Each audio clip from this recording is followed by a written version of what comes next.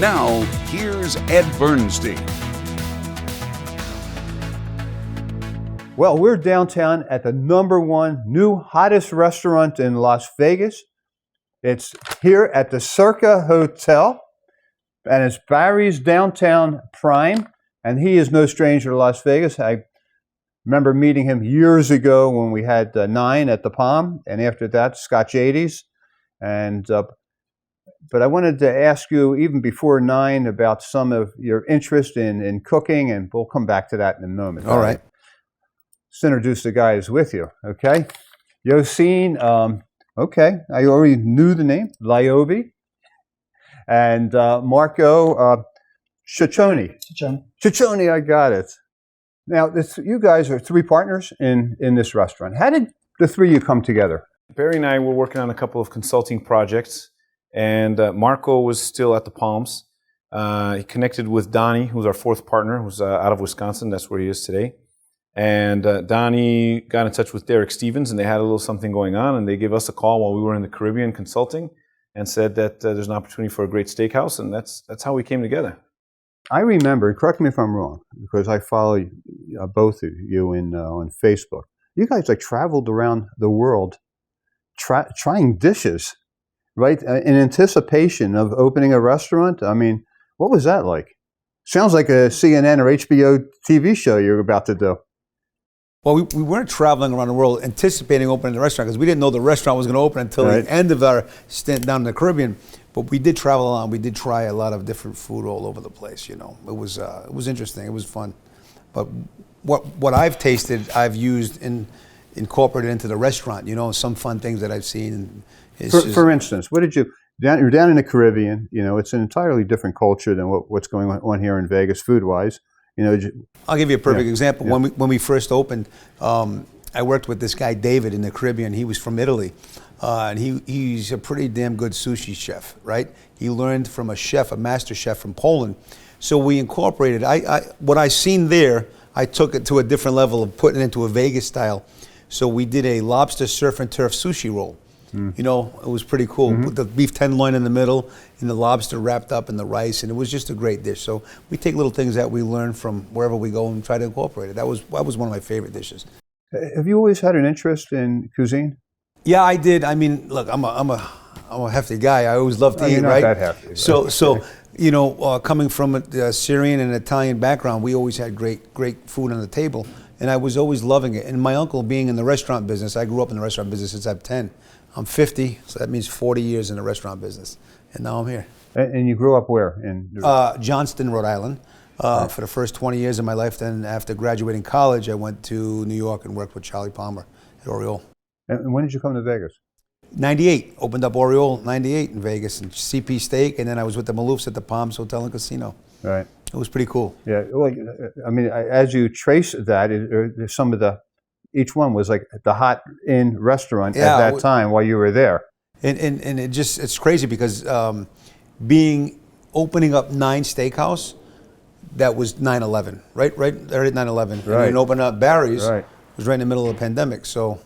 And in spite of those, you have overcome. We've overcome. Yes, that's perfect wording, Ed. Yeah. Look, it's tough times, only the strong survive. We survive, right? yeah. We all work together. We're a good team. We work together and strive for the best.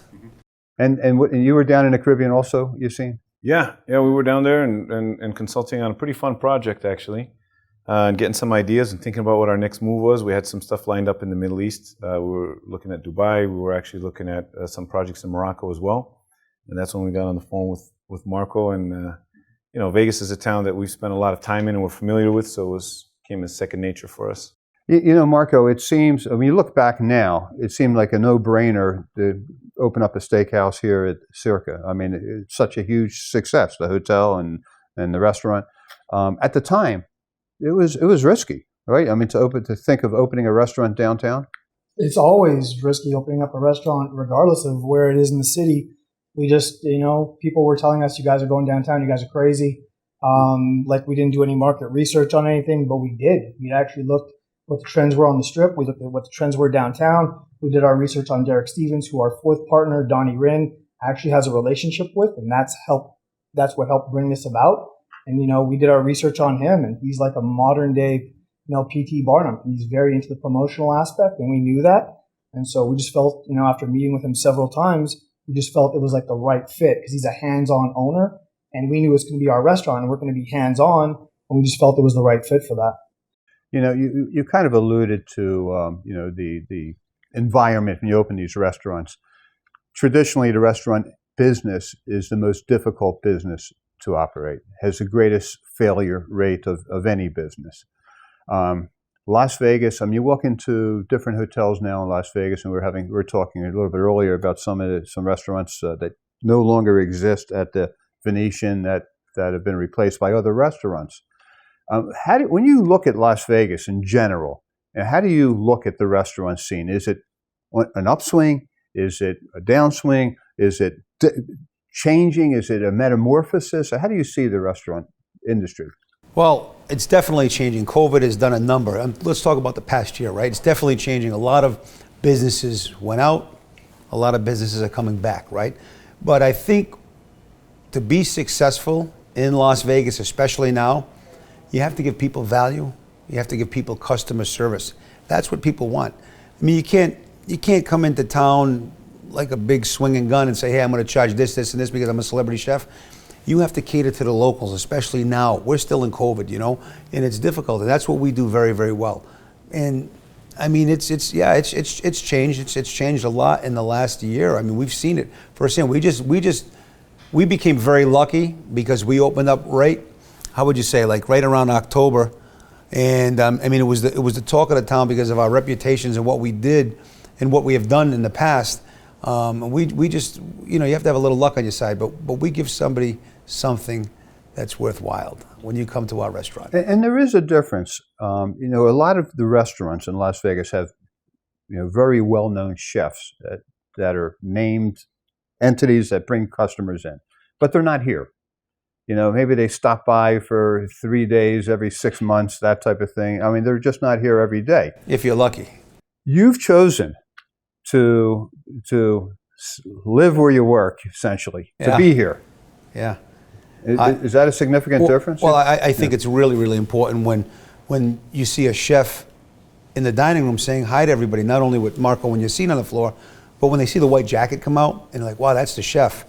And a lot of people may know me, a lot of people may not know me, a lot of people will read my name. It says Barry on my chef jacket, and they're like, are you Barry? Are you the real Barry? And I said, yeah, I am. And they get excited, and I think it's pretty cool. And to see somebody smile and get excited about it, that's gratifying. How do you guys, when somebody asks you to describe Barry's Prime, Downtown Prime, how do you describe it? Well, first you look at what the concept is. It's a steakhouse.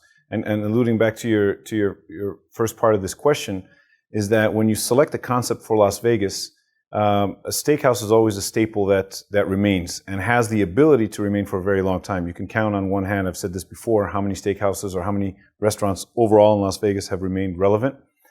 So the steakhouse is really the staple of American fine dining. Sure, there are all these restaurants that come and they serve mousses and they serve all these beautiful different dishes with molecular gastronomy, but a steakhouse is an American staple. So when you have an owner-operated steakhouse where the guys, Chef Barry, Marco, myself, we're in the dining room on a daily basis, the team that we put together, we've worked with for years, that's what we like to consider our winning formula, and we think that that's what's going to give us not only longevity, but it's going to give us relevance for a long period of time. But the best way to describe Barry's is a steakhouse where the hospitality is top-notch, where the team is top-notch, and the quality of the food is like none other.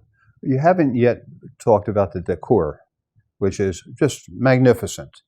How did you go about conceptualizing what the restaurant would look like, and how did you go about it? Did you hire a decorator? How does that work? We had one simple request. Well, probably a lot of requests. If you talk to Derek and his team, they probably said, hey, these guys are needy. But we had one request when we signed on for this deal, and that's that we could bring on our own team of architects, and that's Punch Architecture. And we really we said, listen, this is what we like. Barry said, I want something reminiscent of certain things in certain rooms. Marco, myself, Donnie, same thing. And we let them we had them, carte blanche to them. The bar was originally not going to be here. It was going to be in the center of the room. We went back on several different iterations, but we let Punch take it. Because a lot of the casinos have these center bars, and the bar is kind of the center of the room. But this bar is much more of a traditional look. Is that the right terminology? Absolutely. Yeah. Absolutely. And let's talk about some of the rooms. I mean, because you kind of took some old traditional influences, right, out of Las Vegas, and you want to talk about it, one of you? Absolutely. We took famous eateries from the 50s, 60s, and 70s, and we renamed them after some of the rooms in our restaurant. We had certain rooms that Derek had at Andiamo's that he preferred like high boost, so we decided to go with higher boost, but we want to change the color structure in there. We went with a darker green, so we called it the Green Room, which is one of the famous eateries at the Imperial Palace back in the day, or Imperial back in the day. We went with that. The Sultan's Room, another famous eatery, I believe from the 60s. The Dunes, yeah, at the Dunes. Yep. Yeah. Saber Room. Saber Room. The goal really was that we wanted to cater to a local clientele. That so many restaurants that come up on the Strip and downtown are so extravagant and really target that tourist market. You're going to get the tourist market, especially when conventions come back, regardless. If you place well on TripAdvisor and on Yelp and you have a good reputation in town, you're going to get that business. It's the local business that's going to be your bread and butter for the length of the restaurant. And kind of to pay homage to the city of Las Vegas, that's how we decided on these names for the different rooms. And when you bring in the Vegas old timers, people that have been here since the 60s and 70s, and you give them that tour and you mention the different names, the Sabre Room, the Main Street Room, the Fremont Room, they relate to it. And they say, wow, that's where we took our daughter there for the first time in 1970 something, and we wanted to kind of attack that market. I've had a law office down here since 1977, and what's that, 42 years. Same location? 44, thank you. 44. Same spot that it is now? However long. It's been a long time. But the point I'm making, on 4th Street here. Yeah. But all those years, everybody's been saying, boy, how do we get the suburban neighborhoods, the people in other areas of Las Vegas, to come downtown? And it's never really been successful until Circa and Barry's opened up. When I eat here and I look around the room, I mean, there's people from Summerlin, from Anthem, from Henderson, from North Las Vegas. I mean, they're all over the valley, right? I mean, that's different. I mean, you really interrupted that old theme. It's not a secret formula. What it is, it's us three and Donnie. When he comes to town, he's actually become a natural, even though he's not from the restaurant business, of meeting all these people in person and making sure they have your business card and that they have your cell. And they don't make reservations here by accident. They make reservations because they can call Barry, they call Marco, they call myself, and make that reservation without a question. And we make room for them. They want a spot at 7:30 on a Saturday, and we have 500 reservations. We don't have room. We make room for these people, especially the locals. And that's important because if you're local, you kind of expect a little bit more than just a tourist who's going to be here once a year or so. As you should, yeah. Let's talk about the menu, about the food. How did you decide on that? Well, it's a steakhouse, right? I've done steakhouses for the last, not have done steakhouses, but I was at nine steakhouse in Scotch 80. And like I said before, don't switch it if it's not broke. Yeah. And just taking the food to a different level with the right team in place, you can pull it off. And serving quality, prime beef, Japanese Wagyu, American Wagyu, fresh fish from all over the world, great quality food, consistent, don't change it. The menu's, it's simple. Cooking is fun.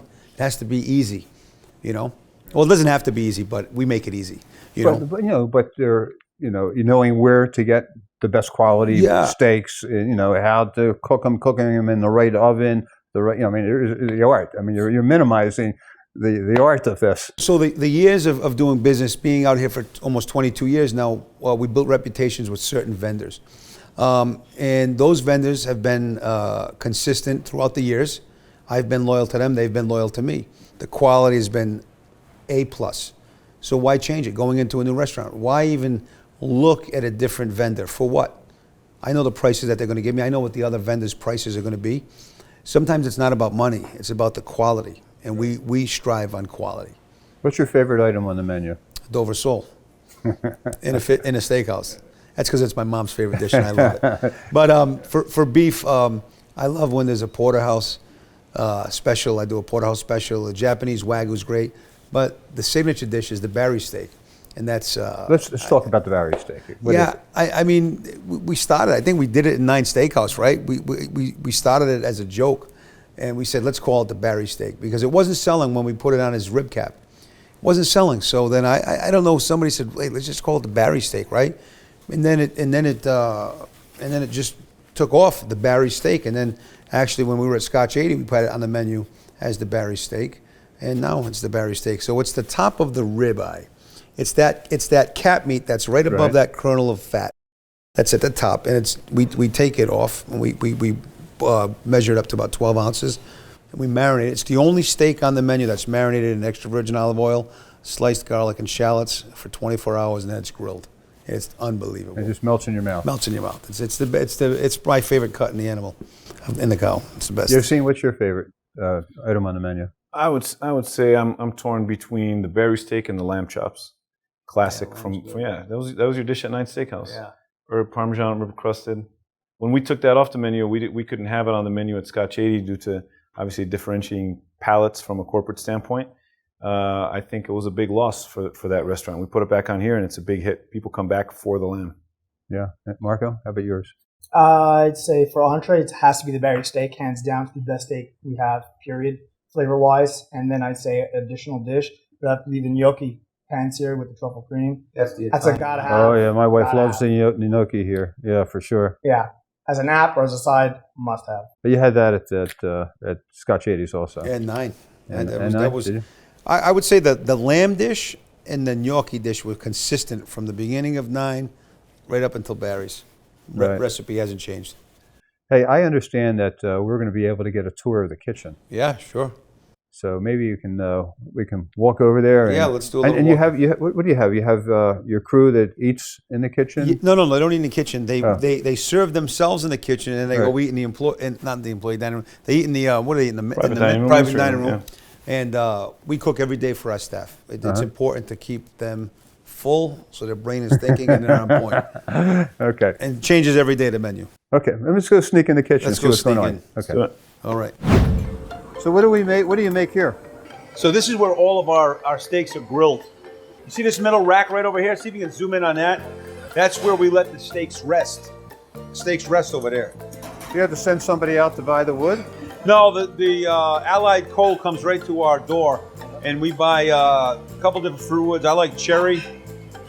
Doing cherry and orange wood now, white oak, and coal from Mexico. And that creates a difference in the flavor? Creates a difference in the flavor, where if you just burn the straight, I think if you just burn straight oak, it doesn't give you that special flavor. When you have fruit wood in there, like I said, it gives it that extra, almost fruity flavor. And here you have a new shipment of wood coming. New shipment of wood coming right in. We'll get this really hot. This gets up to about 800 degrees. Wow. And then these right here, we control the heat, the crank. You know, you got that crank. So how long does it take to grill a steak?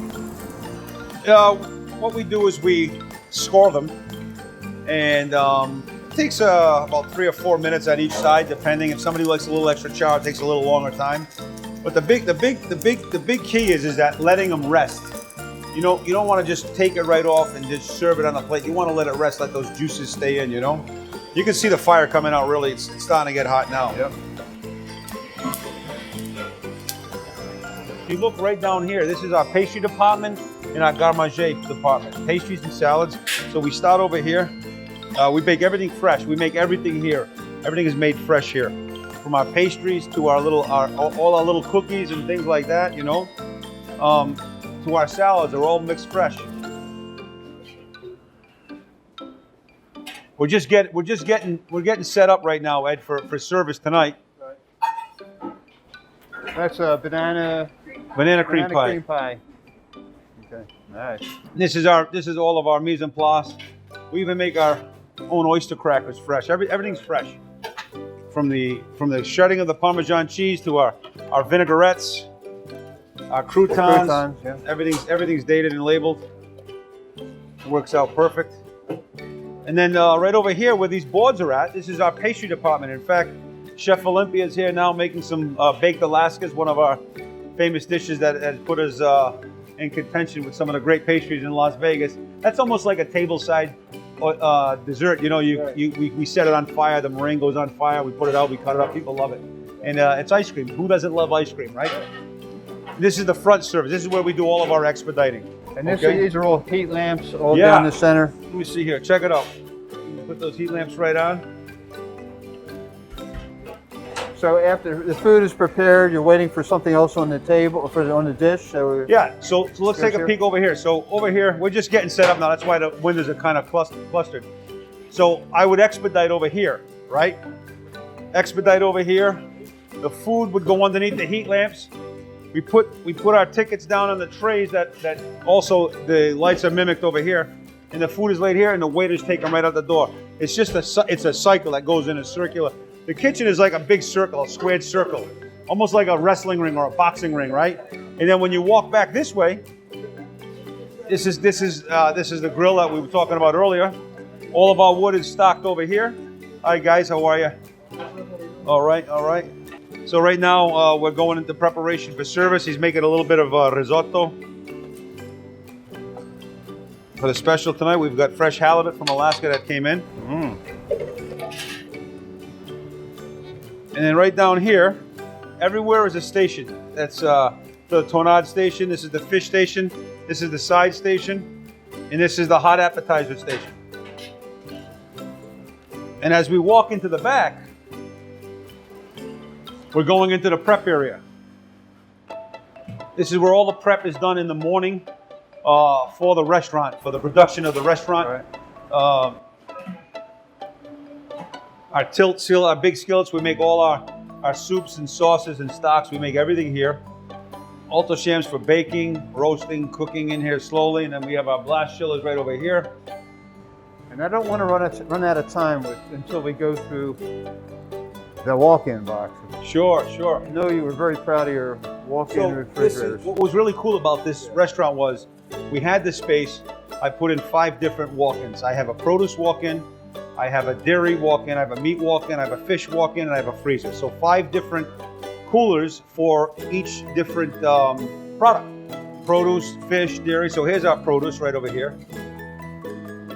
All of our produce is from comes out of Los Angeles. It's sent to us through Melissa's Produce, which I've been doing business with, and Joe Hernandez, and the Hernandez family is doing a great job for us as they've done in the past. They're wonderful, wonderful company.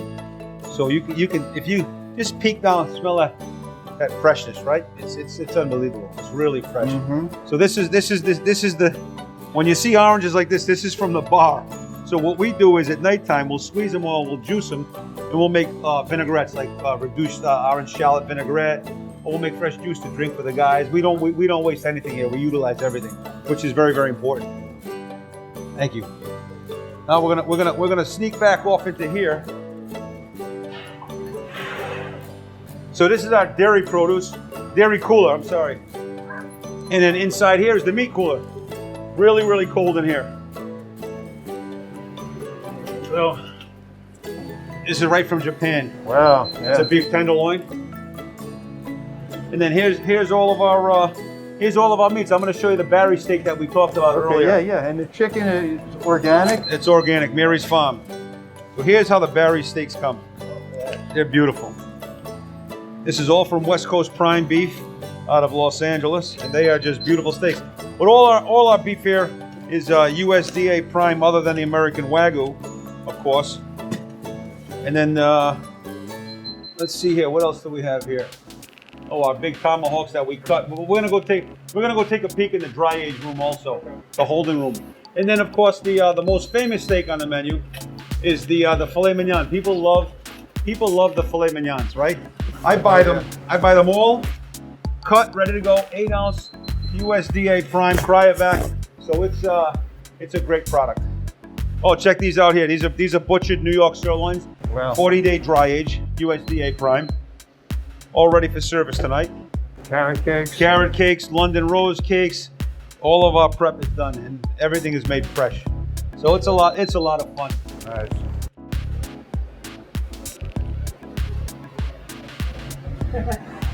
Then we're gonna go into the fish cooler, Okay. and then we'll walk out into the dry age holding room.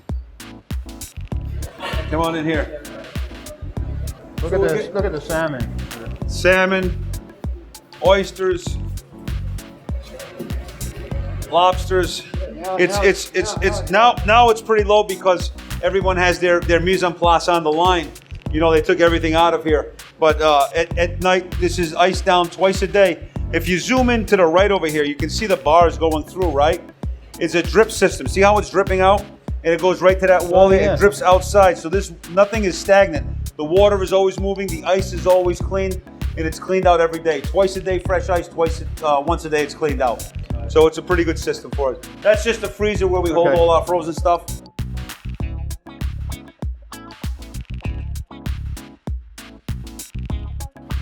So this is our dry holding room. All my meat is coming in tomorrow. So today during service, this meat will be pulled out. So this is all going to be. And this is visible from the restaurant. This is visible from the restaurant. So this will all be pulled out tonight for my shipment to come in tomorrow. We do it twice a week. Everything is cleaned down. Everything's scrubbed down. It's all rotated on a 40-day dry age program that I have in Los Angeles, which is really, really great. You want to take a zoom in there. I mean, it's nice. It's really, really nice. You can smell it through the mask too. It smells very buttery, very rich, you know. And then I have my Himalayan sea salt, which draws the moisture out of the cooler. Keeps it really dry. That's a New York sirloin. If you don't get down to Barry's Downtown Prime after what you saw today, you're nuts, because it's an unbelievable experience. So make sure that when you call, you can ask for Yassine, you can ask for Marco, ask for Chef Barry. Hey, and maybe even tell them you saw this on our TV show. Maybe they'll give you a drink or something. Yeah? Ed, thank you very much. Thank you, It's been Barry. Great. Thank you. Great restaurant. Thank you. Yassine, Thank you all. Thank you. Bye-bye. Thanks, guys.